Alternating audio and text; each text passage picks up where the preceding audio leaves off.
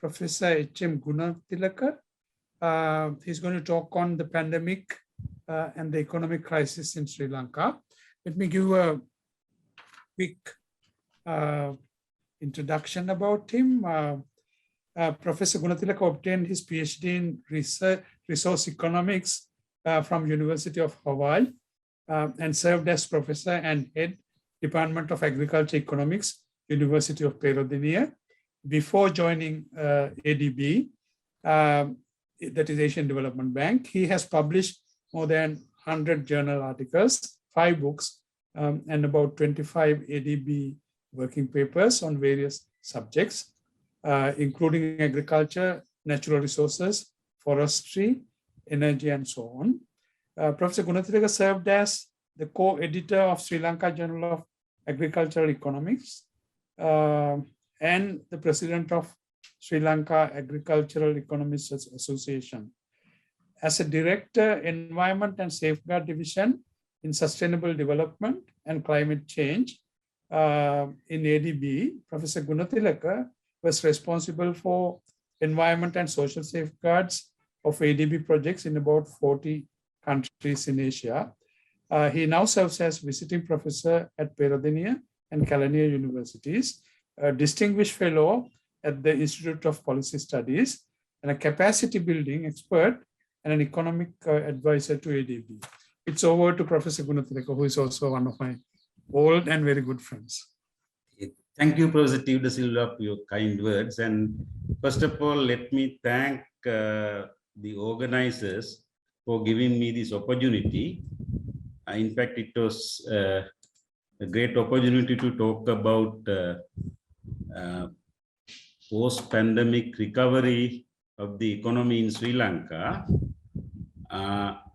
Actually, when I was approached by one of the organizers, the initial idea last year was to talk about how other countries handle the recovery.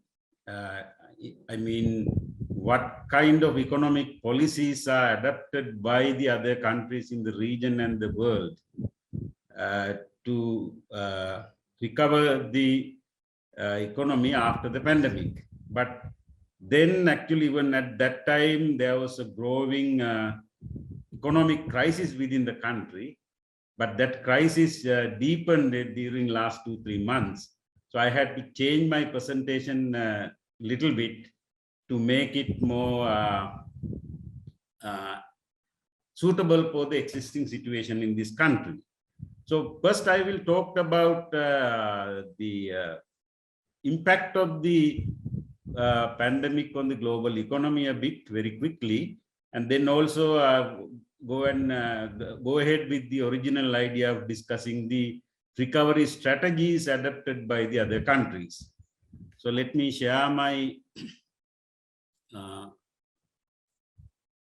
presentation. I hope you all can see my presentation now.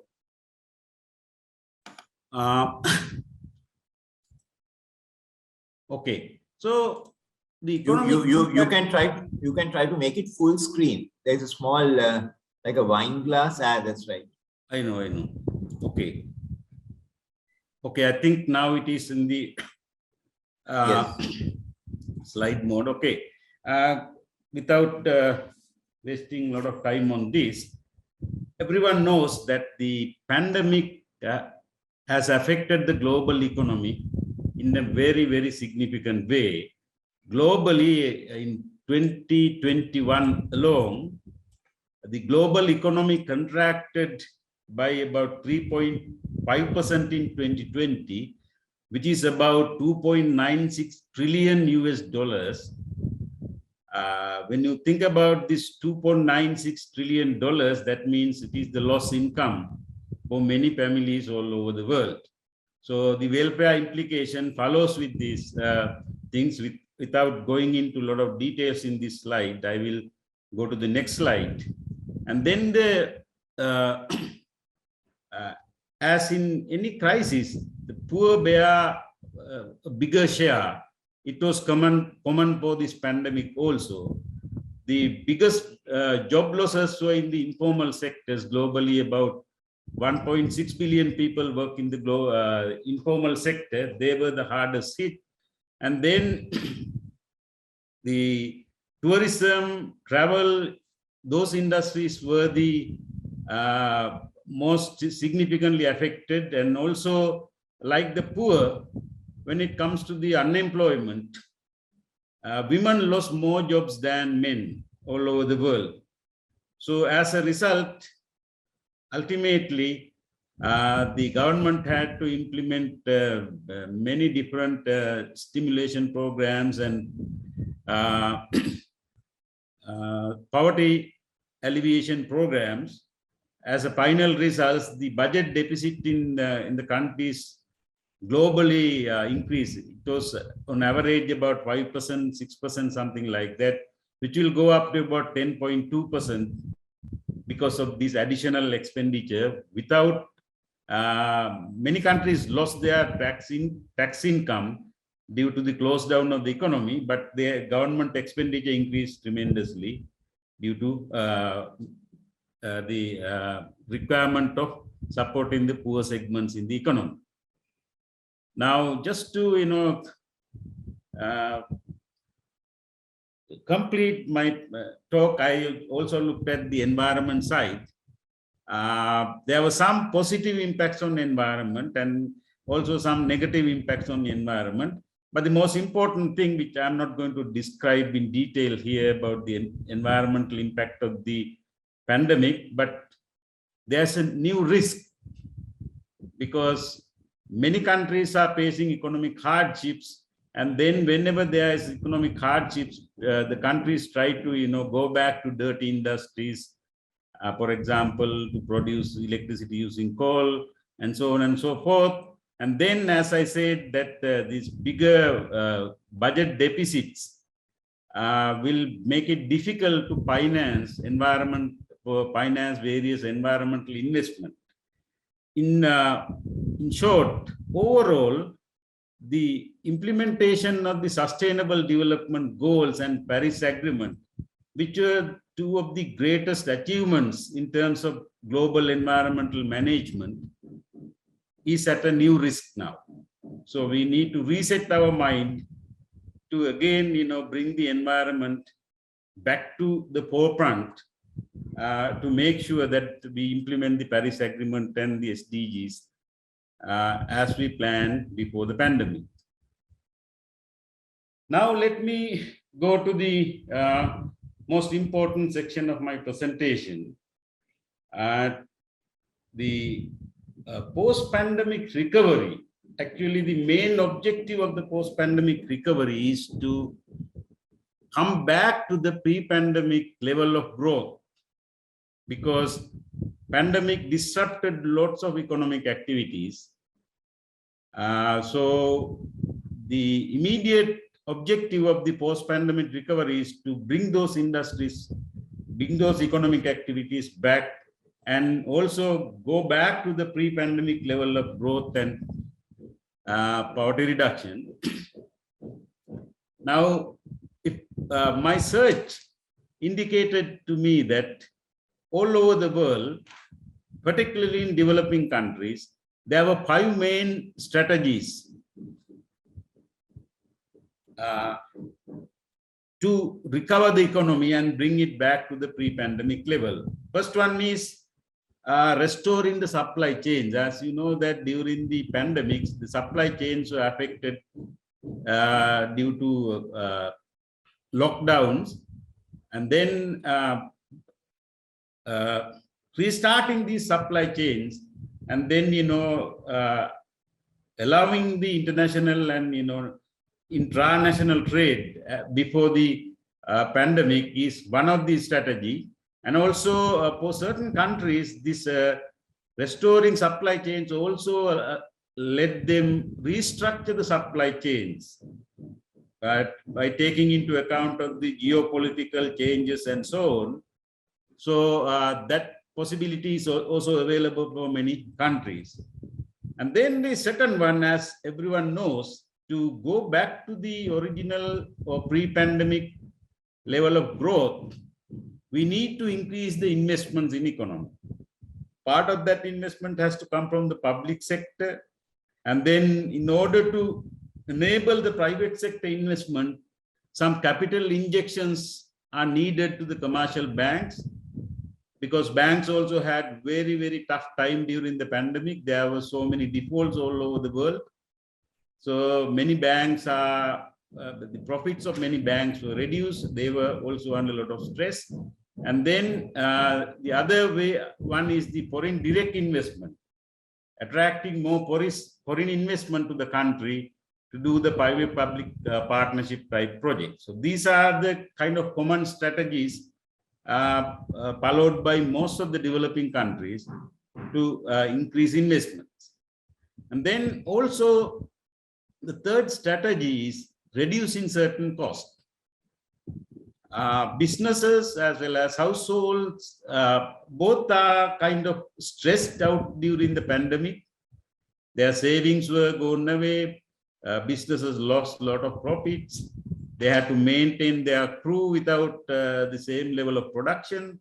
So certain concessions are being thought of by many countries, like tax concessions for businesses and individuals, and also to give certain concessions using the government utility services, like the electricity and water and other, utilities which are supplied by the government. The governments are contemplating to give some relief through, lower prices and so. So that is the third approach. And then innovation, encouraging innovation, which is actually a strategy that should follow, whether it is post-pandemic or not. That is a strategy every country should follow. The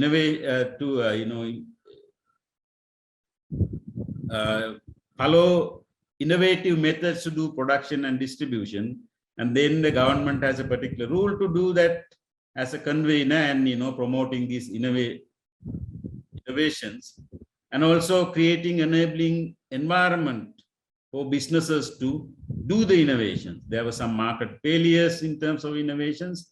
So, certain measures to be taken to correct these market failures. That is the fourth.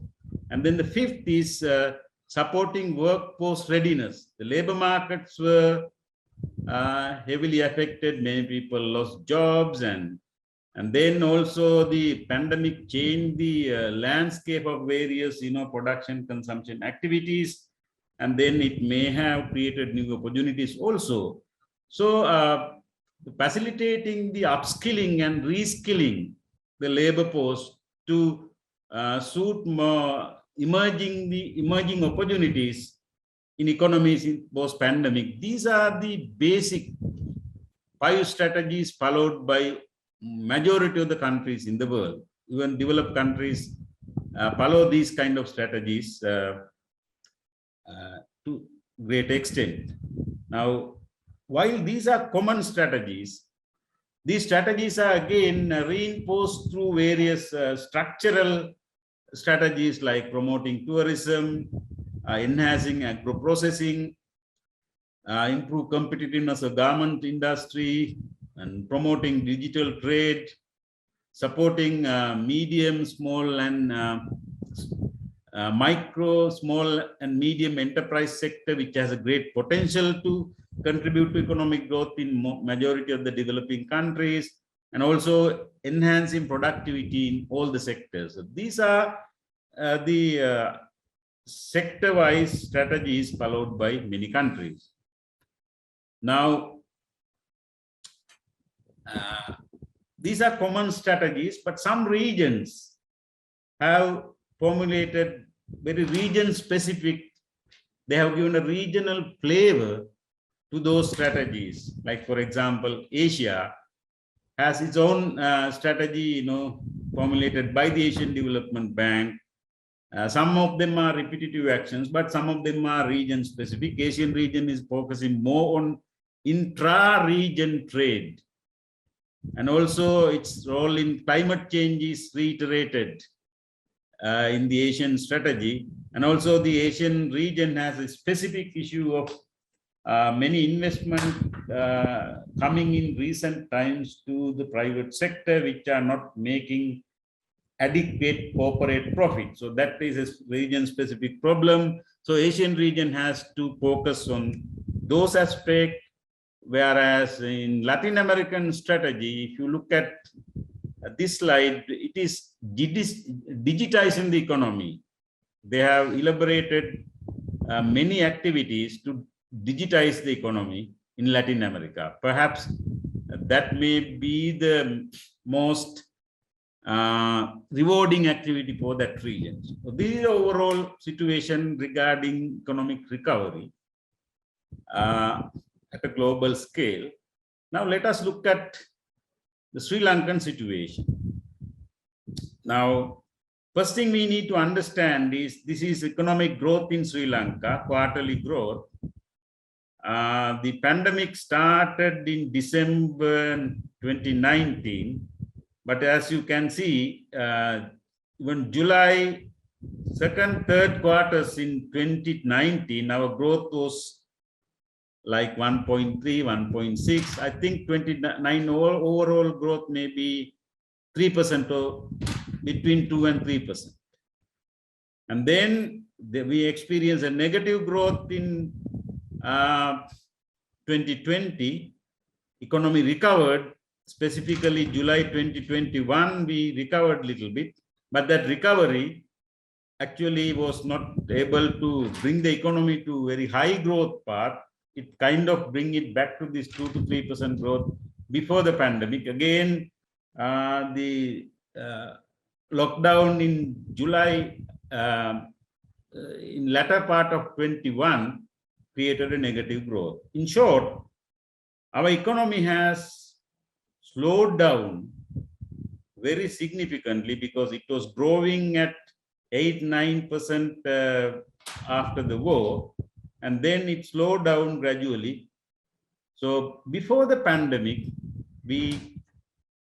our economy showed signs of some very big economic stress. So then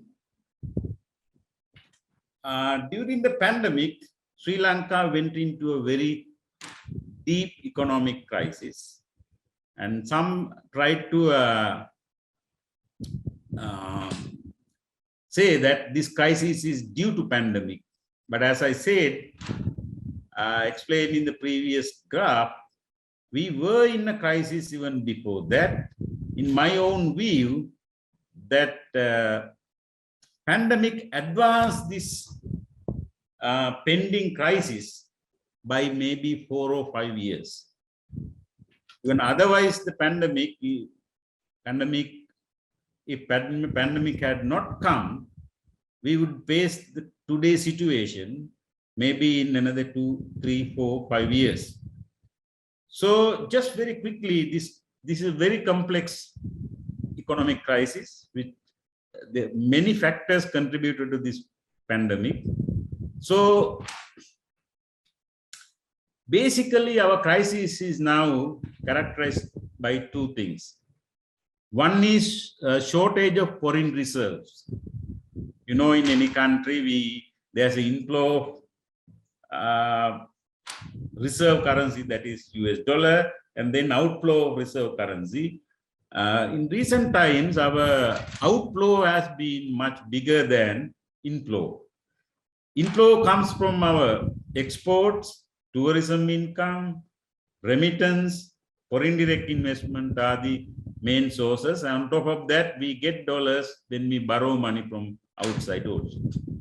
Then the outflow is basically imports and loan repayment. So we are in a situation, we have a shortage of, if you look at, I didn't put up a graph, but everyone knows our reserves were like $7 billion, $8 billion in 2017. It came down to about 1 billion by December. It was again augmented little bit to 3 billion. That augmentation is also not very transparent, whether it is a real augmentation or not. So we have this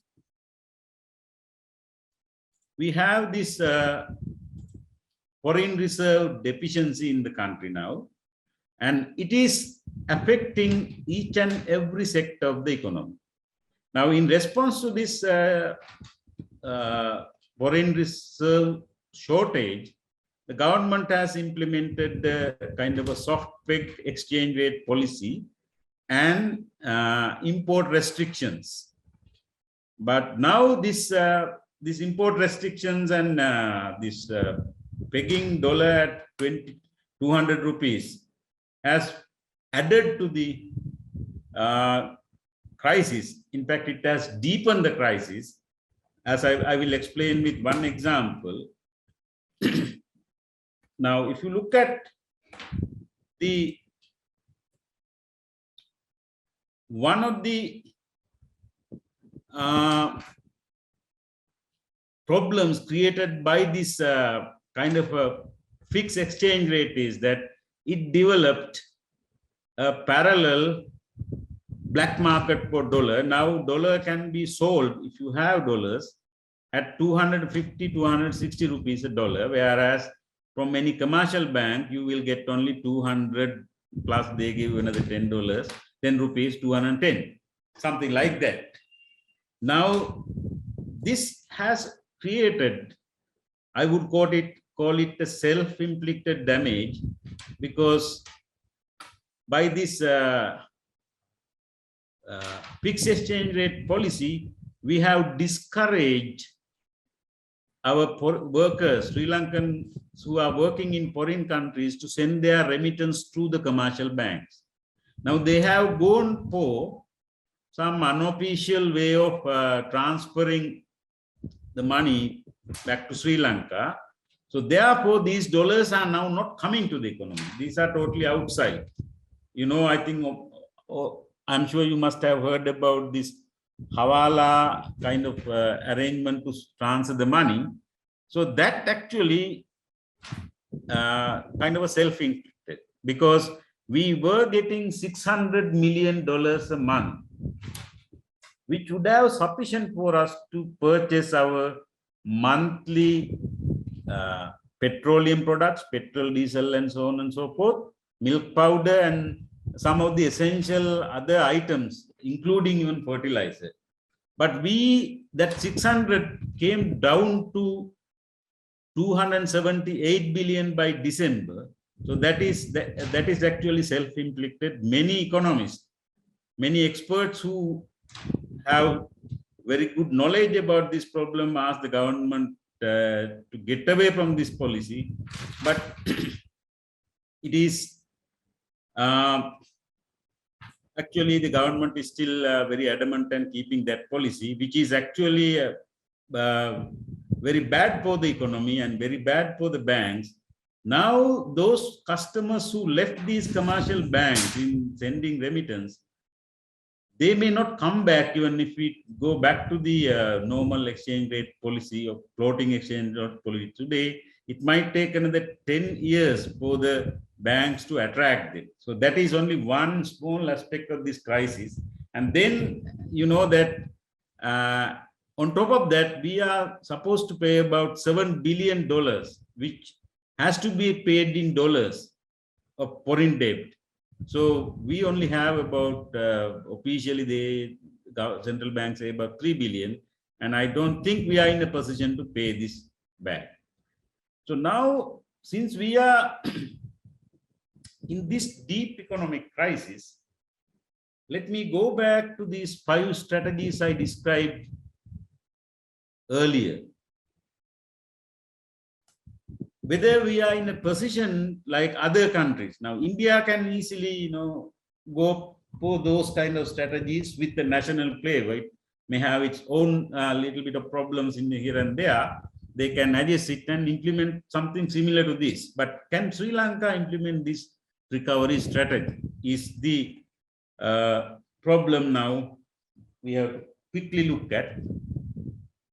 Restoring supply chain is possible to some extent, but it has been also affected by the dollar shortage. Now we are in a kind of hand-to-mouth economic management regime now, Every day the government decide, okay, today I will allow 40 million to import milk. Tomorrow I will allow 10 million to import steel. Tomorrow I allow 200 million to import petrol and diesel, depending on what kind of inflows are coming into the economy. So in a situation like this, restructuring supply chain is also not easy. If you really look at certain small industry like even sweet industry needs some one or two inputs from abroad. If that input doesn't come, that industry collapse. So likewise, many industries are gradually collapsing. Even vehicle repair industry recently claimed that the spare part shortage is coming and their industry will be a cement affect the construction industry. So likewise, restoring supply chains is possible only to some extent. You cannot do that. And then the public sector investment, we know that government already printed huge quantities of money, which has resulted in very high inflation. It doesn't have any more capacity to print money. So therefore, public investment is not possible. If you do public investment by printing money, there will be other repercussions. And then capital injections to bank is difficult because country is broke, government is insolvent. Now promoting foreign direct investment, Sri Lanka attracted very small amount of foreign direct investment throughout the history. Throughout the post-1977 history, we were not able to attract enough foreign direct investment because our economy had certain structural issues. Corruption is also one issue. There are other enabling environment deficiencies. So foreign investors were not coming to our country in a significant manner. And then now the image of the Sri Lankan economy right now is very negative, so that we cannot expect more foreign direct investment, which did not come during last 2-3 decades. And also, we mismanaged the economy very badly. Our capacity to reduce taxes are very low. As you know that there are a huge discussion about taxing the EPF, ETF, and so on, the profit earned on those savings. So those are indications that what we have is increasing tax possibility rather than reducing tax. And then providing concession on government services like utilities. All the utilities were mismanaged. We never thought about cost recovering tariff. For various political reasons, we try to keep the tariff low. We never try to seriously, regulate and reduce the cost. So the utilities like Ceylon Electricity Board cannot reduce the price. In fact, they have to increase the price because there's an accumulated loss of those agencies. So that strategy is out. Encouraging innovation is a possible thing, but now the country is in a kind of chaotic situation. People are in a very uncertain mindset today, whether there is a power cut, tomorrow whether there is explosion in my house, in my gas and all that. So this prevailing environment is not conducive for innovation and workforce readiness and so on. These are long-term strategies we can try, but the success of these activities will be limited. In short, the common strategies available for the other countries are not pragmatic for Sri Lanka. That is very unfortunate. Although we are talking about post-pandemic recovery, we have to first sort out our deep economic crisis. While in the middle of the crisis, post-pandemic specific strategies seems not pragmatic. Okay, now I have to talk about what we need to do the recovery. And actually, I mean, ideally, if I am talking about India or some other country, I would be talking more technically about whether we need to have what kind of a monetary policy, whether we should go for quantitative easing or inflation management kind of a policy regime, or what kind of a stimulus we should give to the economy, and what are the sectors that give the best reward for that kind of a stimulus. So those kind of strategies is one an economist should talk here, but unfortunately I cannot talk about that, because we cannot, while in the big crisis, we have to first get out of the crisis. So therefore, from now on, what I talk, probably my tone might look like I'm talking as a politician, but since the politics has gone into economics in a big way, now we have to, talk about, when we talk about economics, there's a lot of politics in it too. So in short term, can you wind up in 2-3 minutes? Is that possible? 2-3 minutes? I have another 5 minutes, because okay. I have a lot of things to say, but at least let me talk a little bit about, at least give me 3 minutes more. So we need to first solve our debt crisis, and then we have to, get the help of international agencies and somehow restructure our debt. And then that is the short term. We have to get out of this and take some breathing space for us to look at our economic problems. The long term, actually, we have to do so many things. I have listed those things, and I'm not going to describe them, but if anybody wants to discuss this during my question session, I'm happy to elaborate more. The first thing is that we have to demystify our economic philosophy.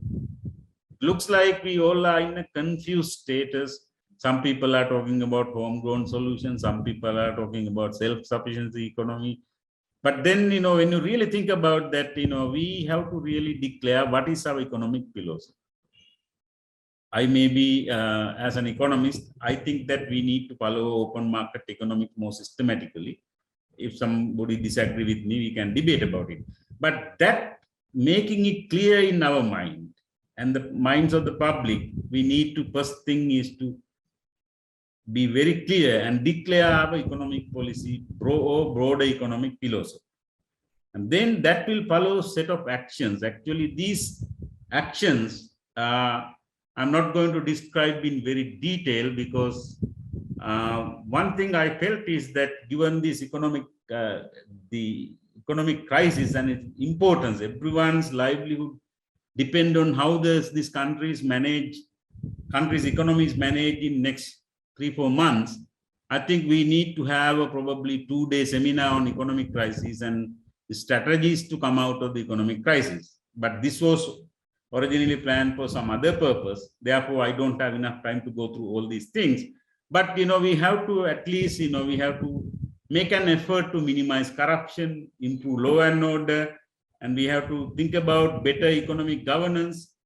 In the post-independent period, mostly 1980s onward, there was one single shadow policymaker in the country. Entire country's economies decisions are made by one person. So, but it is not the way to run an economy. Like, you need to have economic commission, independent central bank, and all that, economic governance. We need to really restructure the economy, and we need a small and more efficient government. We need to make sure that the handouts we give in the economy are very well streamlined. And then it is the social safety net for the only poor and vulnerable, which is also within our limits. And then, as I said, the foreign direct investment is a very important thing for any country. We need to study why foreign direct investments are not coming to our country. I don't think we have sufficient knowledge on that. And then reform of the SOE sector, state-owned enterprises, very important. If you look at 2019, 2020, and 2021, the losses in 3 state-owned enterprises like Electricity Board, Petroleum Corporation, and Sri Lankan Airline, if you divide it by the number of families, for these 3 years, it is like 240,000 rupees. That means every year, one family has to pay about 80,000 rupees as taxes to maintain these state-owned enterprises. We need to reform this sector. We need to privatize the suitable ones. The other ones we have to regulate properly. And then the tax reforms, we are collecting only indirect taxes. Our tax base is low. We need to, have a better taxation system and also transparent way of allocating tax money. Then more investment in health education, labor market reforms, electoral reforms. I think I'll spend 1 minute on that. Now, I said the corruption has been one of the biggest problems that brought to the economy this level. Now, one of the main source of corruption is also electoral expenditure, election campaign expenditure. So probably we can have this, instead of having elections one by one, having one election where people vote for president, parliament, and provincial council may reduce corruption to some extent, not fully. And then, streamlined foreign debt. It is a sad situation. Most of the countries where I work, there is many countries even have a law to subject the foreign borrowing to a cost-benefit analysis when you do a project. We don't have a law for that. Even in practice, we don't completely ignore economics when we do projects. So that's another reason why we have borrowed so much money. They are not giving enough returns. Debt accumulate. There's no adequate revenue to repay.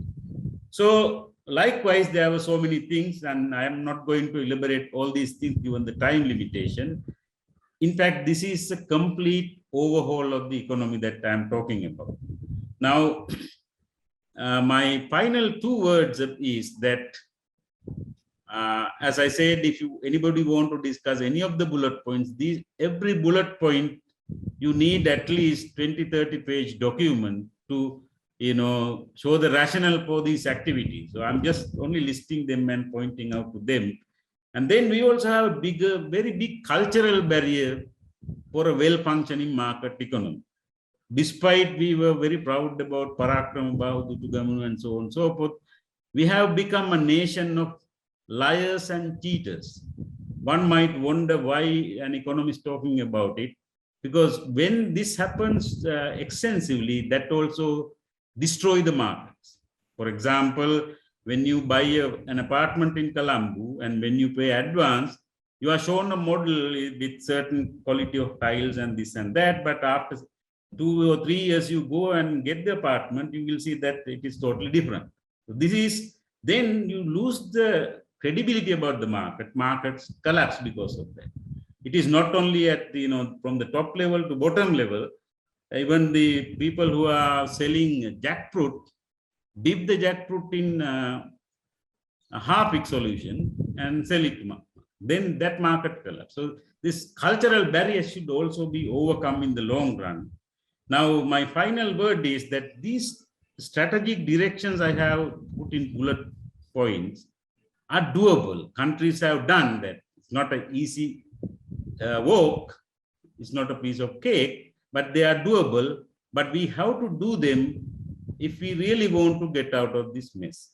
But whether the current leadership, I'm not referring to political leadership alone, all the elite bureaucrats and those who are making decisions in this society, unfortunately, they are the beneficiaries of this deteriorating system, and whether they have the courage or even the incentive other than the growing pressure due to the economic crisis, whether they will do it is, I think, the biggest question ahead of us. So I'll stop here, and I'm more than happy to discuss with you any questions if you have. Thank you, Professor Gunatilake. I think it was a very down-to-earth kind of detailed analysis, which is very useful. It may sound negative, but I think you speak from the experience and also being a Sri Lankan citizen, how you feel about the economic situation. I only noticed one question in the Q&A, Professor Madhum Bandara. Yeah. I think you can raise it directly. Is that so? Okay, thank you. Thank you. It is nice to see Professor Gunaratna after some time and talking about some very urgent and important issues. Although our central theme is COVID, COVID has added fuel to the fire. As you correctly said, the economy is in great danger. In fact, after I wrote the first part of my question, you have already answered, I think. That is an assessment of the present situation. But my main issue is, as an economist, how are you forecasting events, say, during the next 3 months? By some, you have very sophisticated analytical methods like the foresight analysis and so on. If you apply some of those, what do you really expect to happen? As I mentioned here, there are some parallels with Greece and also to some extent Turkey, being an internationally acquainted person. So how do you look at the situation? I agree with some of the things you said about the economic present situation. Sorry, Tudor, can I also ask a question? He can answer both questions at the same time. Sure. Can you give an example? Can you give an example of a country that has overcome some of its cultural barriers on the road to economic progress? You can answer Professor Madhuma's one also, but because you have worked in many countries, is there any example of a country that has overcome its cultural barriers and achieved economic progress? Thank you. Nice to see you, Professor Madhum Bandar. We knew each other, as you said, we were not able to meet for a long time. Right. But I think both questions are very, very tough questions and put me on the spot. The first part of the thing, how I predict the future, actually depends a lot on what the government is doing in the next 2-3 months. Now, during the pandemic time, when the crisis came into the picture, government took a certain path, like controlling the economy, like exchange rate and imports and so on. Then government took certain control regime kind of approach, actually, which is falling apart. As I said, as a direct result of that policy, remittance reduced substantially. And then I think the government also anticipated that when the pandemic is over, things will be like come to normal. We'll get enough dollars, we will get tourists, we'll get enough dollars and so on. So we will come out of this crisis. I think the government is in a sharp learning curve. The government did not release the remittance came to the country in January so far. I am sure that must have gone down from 270 even further down. So the first thing is that government was very reluctant to accept there was a crisis. Government is trying to portray that we are fine and this is a temporary thing, pandemic caused this. And so. First thing is that we have to separate the impact of pandemic and the long-term structural issues in the economy. We had the long-term structural issues. If you really think about all our expectation, when we finished the war, we thought that the heaviest barrier in our country, war, then the foreign direct investments will come, tourism will improve, fisheries will improve, so that Sri Lanka will go to higher growth path. It only happened for 1 or 2 years, and then we came back, growth started to retard. And as I said, by 2019, growth was very low. So this phenomenon shows that there is some fundamental problem in our life. There's no enabling business environment. And then we also failed over time to expand our industrial sector sufficiently to augment our exports. So that is another root cause behind our, reserve currency problem. Now, even if today the government, many economists say that it is too late to go to IMF, but we have to go to IMF. There's no other way. Because even 2008, we got 2.8 billion from IMF. Because if you really look at the reserve, at that time, reserve started to fall in 2007, then IMF came with the package and our reserves went up to 2014, our reserve increased. So then IMF will also look at these structural problems and they will prescribe certain policy responses. And when we follow it, I think that will also allow us to get the assistance, more assistance from World Bank and ADB and our bilateral donors to pay this huge debt. We can restructure them, we can delay the payments, but we need some relief on that side. So my prediction is that it all depends on how the government is reacting to the emerging situation in next 2 to 3 months. The government put a genuine effort, we can come out of this crisis. It might take time, but if we delay it further and further, there is some possibility of complete collapse of the system, like that happened in Greece, as Professor Madhum Bandara said. So in Greece, actually, finally everything collapsed, and economy had to go through a very, very painful period in Greece. In fact, Greece used to be a developed country, and people became so poor. Some elderly people had to go and do some illegal logging to keep their houses warm. I personally met a doctor who was working as a restaurant worker. He had a private hospital. So there was a time in Greece, every citizen got certain $20 or something per week or so. So that is the danger that we are facing immediately. But to change that path, we need to get some international support, restructure debt, and then that will give us some breathing space.